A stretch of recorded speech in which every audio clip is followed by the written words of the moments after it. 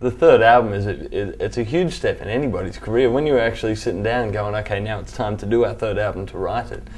Were there any sort of third album jitters or anything? RCA got Elvis Presley. There you go. That's Who was alright. really like the king of rock, but pop. He was pop. You got stuck with that question. Okay, let's move on. But I claim we play pop, so This album is poppier than your last one. yeah, that was the ambition. Yeah. Well, there you go. You just answered the question that I was about to say. But did you, like, your first two albums were much more rock albums, and then you changed on your third one? No, that's wrong actually. Like, I guess this album sounds somewhere in between the previous ones.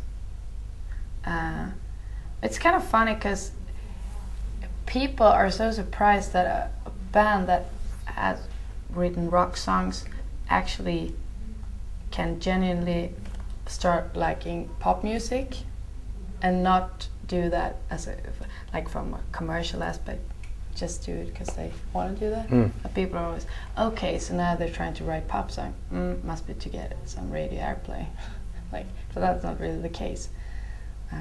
We just... Not that that's a bad thing if radio airplay happened to come along with it. No, I don't say no thank you to that.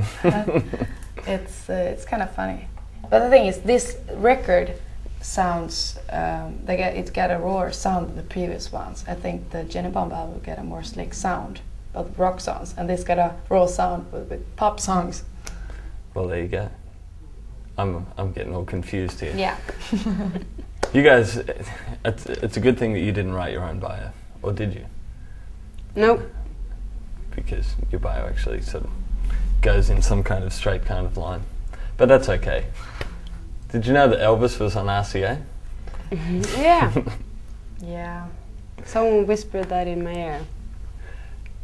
And going back to Kiss and Tell, you actually recorded that right in the middle of when rock and roll was the cool thing and all of that. And I know you guys had been around for longer than that scene that popped up.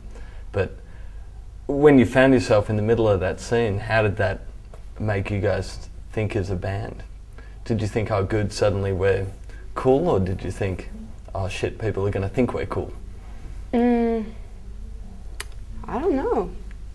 I guess you Did it affect you at all? Yeah.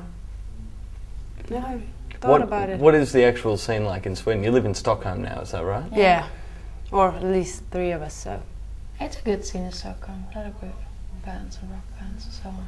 Is it actually affected by the outside world so much? Could be. I mean, Swedish media tend to write about bands that are doing good outside Sweden. Like, if a Swedish band goes to Los Angeles for the first time, they like make a really big thing of it, like 4 pages in the biggest newspaper. Like, Now the not millions gonna are... break big in the U.S. and The Greens are gonna roll in. yeah, and that's kind of funny. But people tend to get more interested back home if a band is doing good or might have a chance to break outside Sweden. I think that happens all over the world. Yeah, I guess so. Jet weren't liked here until they made it in America. So there you go.